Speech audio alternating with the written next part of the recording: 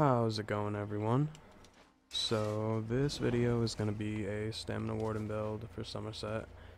It's a medium armor 2H Sword&Board build, and it's more of a balanced build, I guess. It's got good sustain, like high sustain, like high recovery, high stam, high weapon damage, and pretty good resistance for medium armor, at least the way that I run it. And a good amount of health as well. So I know people like me to make these quicker, so I'm gonna try, but regardless, the timestamps will be in the description for where the skills are, like the sets and stuff like that. Alright, so first I'm gonna go over the stats, and these all go up depending on a few things. So 3075 weapon damage, 2378 recovery, 38k max stam, 20k resistance on the front bar, 25k on the back bar, and 2300 crit resist, which also can go up. As far as the health goes, the health is 23.8k because of the Warden's passive where you get minor toughness. So as long as you heal yourself while in a fight, you'll get the health buff. So, as far as the weapon damage, as far as the weapon damage goes, I'm running a set that increases it, so it's buffed with out continuous attack. It's 46 to 4700, and this is just me testing it, like standing in fights with people in Cyrodiil while a bunch of people try to kill me, because I don't really have anybody to test it with right now, but so it could be higher, but I'm pretty sure that's where it's at, 46 to 4700. With continuous, I believe it was around 4800, higher, like 48 something. And then recovery. Recovery, 10 seconds after you kill somebody, is 2788, and with continuous, that's like 3200, and that's pretty useful in Cyrodiil. 10 seconds after you kill somebody to have 3200 recovery, if you keep your continuous up, like that is, it's a lot of recovery to have. And then without, obviously out of Cyrodiil, or without continuous, it's 2700 after you kill somebody, which is also useless, but just as a base recovery, 23, almost 2400 is solid, I think. And plus, you can slot abilities to get even more stamina back. So, I'm gonna go over the sets first. First set here is Hulking Draugr. All max stam. And you could, like, as far as alternate sets are concerned, you could slot Bone Pirate here. Maybe even Spriggans, but, personally, I just think I had enough stam recovery, and I think the benefits of running Hulking were better on this particular build than Spriggans, but not by like a long shot, but still better in my opinion. So I'm running Hulking Draugr weapons, sword and shield, in 2H, Nirnhoned and powered one hand and a reinforced shield, but any trait would do, whatever trait you like besides Nirnhoned on the front bar, that should definitely be there. And I got lucky with these weapons, like for some reason, I don't know where I got it, just running dungeons I guess, but I have every Hulking Draugr weapon that you could have besides staffs, so that's why I'm running the weapons like this. But you can just swap the other set in this build, which is Fury. You could just put Fury weapons here if you really wanted to, and use Hulking Draugr jewelry, and it would make things a lot easier if you don't already have the Hulking Draugr weapons, because you gotta farm those. You can just buy Fury weapons.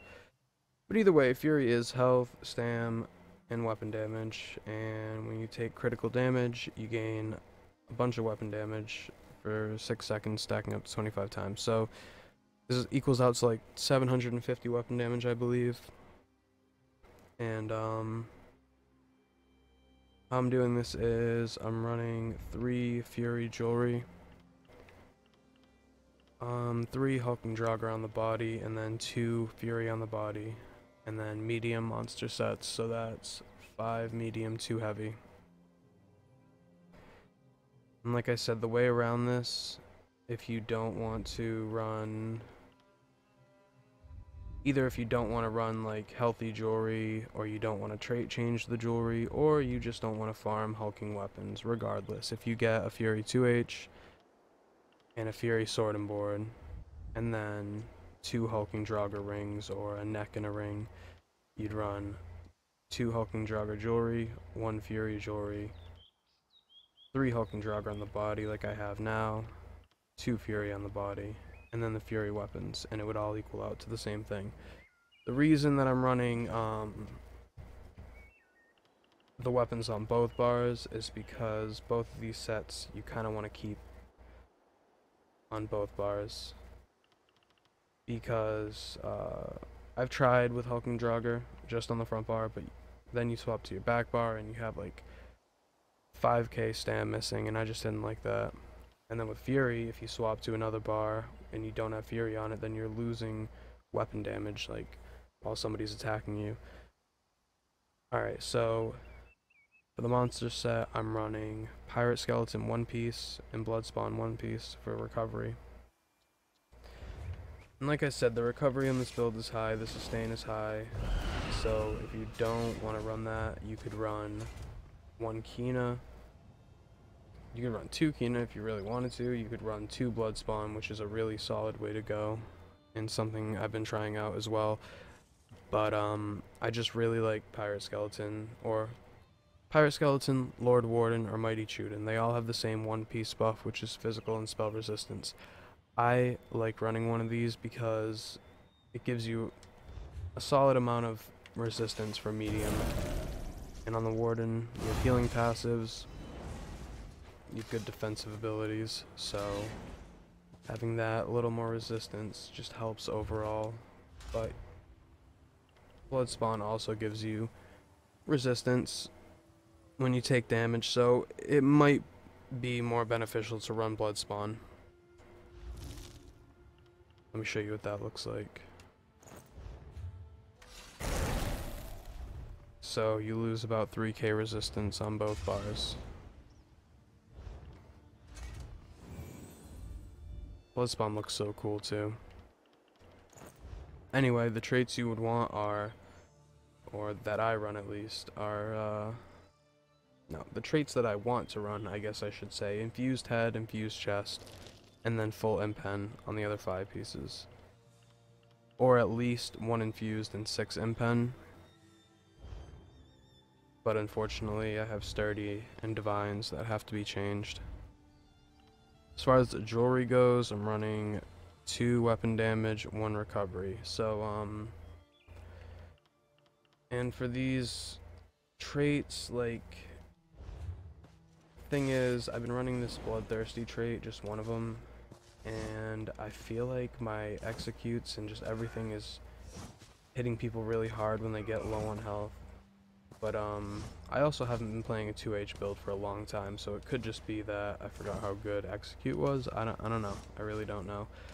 I think I like the trait though. I think I really like running 1 Bloodthirsty, because I feel like when I get people down to that 25%, I feel like killing them most of the time now, like easily. But regardless, I shouldn't be running 1 healthy. Personally, I'd rather have either another robust or an infused here. I think the best way for this build would be 2 robust, 1 bloodthirsty, or 1 robust, 1 bloodthirsty, and 1 infused, because the infused will buff the weapon damage enchant to, like, I don't know how high it'll get. Maybe it's definitely over 200, but I think it's like 200 and something, but I don't know. But again, maybe robust would be better here to get more max stam out of this build. I originally wanted to hit 40k max stam, and I went down to 38 because of these two traits right here. So if I had these two traits, I probably could hit 40k, but I think the traits are a little more useful, and 38k max stam is more than enough to play around with. Alright, now I'm going to go over the skills. Dizzying Swing, Rally, Reverse Slice, Deep Thoughts, Subterranean Assault, Dawnbreaker of Smiting. So Psijic Order isn't necessary for this if you don't have it. It's other abilities you can slot. Ice Fortress, Shimmering Shield, Vigor, Bird of Prey, Shuffle, and Undo. So if you don't have Psijic Order, you could always slot, where is it? Enchanted Forest, a Morph of Secluded Grove. I think Enchanted Forest is the one that gives you back ultimate. That's probably the best one to go with. As far as Deep Thoughts goes, if you want to stick with an ability that will give you back some stamina, then you should go with the Bull Netch. And if you want to have a little more crit, then instead of Deep Thoughts, you could run Green Lotus, which will give you Major Savagery and heal you, which is nice. Solid ability. So those two would be like the two interchangeable abilities, I think, on this build. Bull Netch or Green Lotus. Cutting Dive is cool, but now that it's dodgeable, I don't know, I feel like it's not worth it. Like, if somebody wants to range me down, I'm just gonna keep casting this. Or line of sight them. And I'm not going to kill anybody with Cutting Dive anyway. Like, it's just good to knock somebody off their mount, or like do a little more damage with my combo. Obviously you want all the passives for two-hand Sword&Board, your class passives, armor passives, Fighters Guild, Psijic Order if you have it, Undaunted, Assault and Support, especially Continuous. Combat Frenzy is another good one. And Medicinal Use from the Alchemy passives. And as far as the race goes, I'm a Red Guard, but Orc would do fine. And besides those two, maybe Nord, Khajiit, any stamina race. I've always wanted to try Nord, but just don't want to race change. And for the Mundus Stone, I have the Serpent. I don't know if I said that, but if you think the sustain is too much, like the stam recovery is too much, if you don't need it, then you could just go with the Warrior, and then you would definitely be able to hit 5k weapon damage in this build easy. And you'd probably end up with like 1900 recovery. I would think somewhere around 1900. But this meditate ability is solid. So like if you burn your resources, you can just kind of line of sight, get behind something and use it. And it's not as quick in combat as it just was, but it's still pretty quick, and it restores magic too. That's why I love it on my Stam Sork. But the Bull Netch is also just not just as good, but it's pretty good too. And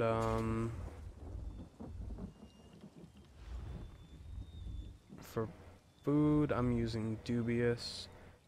However, if you have a lot of gold, which I don't, I would recommend the Artaeum Takeaway Broth, which is very similar to this. It has 319 stam recovery, I believe like 3400 max stam, 3700 max health, and like, I don't know how much, a certain amount of health recovery. But it's better than Dubious for sure, and it's also a lot more expensive and harder to craft. But the problem is, if you're running Bone Pirate, you would want to stick to Dubious, because from the bug report section on the forums, I've read that Artaeum Takeaway Broth doesn't work with Bone Pirate for whatever reason, even though it's a drink. Doesn't make sense, but that's just what I heard. Correct me if I'm wrong. I would like to use it on another build with Bone Pirates, but I don't know. That would be the best food here because I'm not running Bone Pirate, so it really doesn't matter. But again, it's expensive, so right now, dubious. And for potions, I use tripods, immovability, essence of immovability with stamina and speed, and lingering health pots. And also you can make new potions too that are expensive, lingering health and speed. Those would be better than lingering health pots, but they're also really expensive to make. And then poisons, I run double drain or double dot or escapist. And then for champion points, I'm running this kind of weird. I'm just testing stuff out. You don't have to run it the exact same way. And this is set up for somebody who's not using reverb. Like, I'm not using reverb on this build. If you are using reverb, then you'd probably want to put some into Defile. But either way, 61 Warlord, 11 Siphoner. This I just wanted to try out to see if it helps. It's only 11 points, and it debuffs somebody's recovery by 3%, which may not seem like a lot, but a little can be a lot in this game. 7 in the Sprinter. I might take this out and put this in here if I like how this goes. 19 Tenacity, 64 Mooncalf, 40 Shadow Ward. This is probably too much, honestly. And 48 Tumbling. Now, if you are using reverb, which I don't like to use 2 stuns, so I'm not, but Dizzying Swing kind of sucks in a duel against somebody that's not using Dizzying Swing build, so sometimes I will throw reverb on for a duel. But regardless, if you are, you'd probably want to put like 30 points in here. And then for the blue tree, I'm running 32 Blessed. And this may seem like a lot, but it's definitely very, very, very helpful to run 32 in a Blessed. 66 Master at Arms, 20 Shattering Blows, 40 Precise Strikes, 43 Piercing, and 49 Mighty. So I don't run any dots on this build, besides the poisons. So this right here, I don't need to put anything into this, Thaumaturge, right?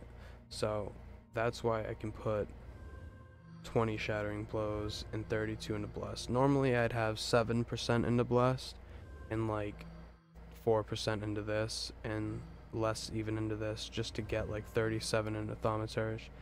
Because even on a Stam Sork, like anything you're using, any build usually has some dots. Like even a Stam DK, if you're an upfront damage build, you're probably still gonna run the Claw because it's such a good dot. So I don't have to do that on this build, so it's cool. Alright, so 52 Ironclad, 41 Resistant, 44 Thick-Skinned, 49 Elemental Defender, and 37 Hardy. The reason I have so much into this is because Sorks are a pain right now with Rune Prison. So this is to try to combat that, but you could honestly just even this out if you wanted to. Just depends how, like, what you have problems with and how you like to play. I just have problems with Sorks mainly right now, and Mag Blades occasionally. 27 Quick Recovery, and that's it. This is for more healing. And that's pretty much it as far as I can tell. Oh, Undo. I forgot to mention that. So as far as Undo goes, I'm not really sure what morph I'm going to take of it. Seems one morph gives you crowd control immunity. I know the other morph gives you minor protection while it's on your back bar, but I already have minor protection from Ice Fortress, and it should be up at all times. And it lasts for 24 seconds. The only benefit to having it passively with the morph of Undo, which is Temporal Guard, I think it's called, The only benefit to having that on this build is if for some reason the Ice Fortress goes down, or if I'm riding on my mount and somebody tries to gank me, and I have that protection. The other morph, it says here, you can cast this ability while you are crowd controlled, and it automatically grants you crowd control immunity. So I don't know how long that lasts. I'll have to test it out. But either way, I'm not really worried about morphing it right now. But when I do, it'll be one of them. But yeah, that's it. That's pretty much everything. So if you have any questions, just post them and I'll answer them. And I hope you enjoy it if you run it. Thanks for watching.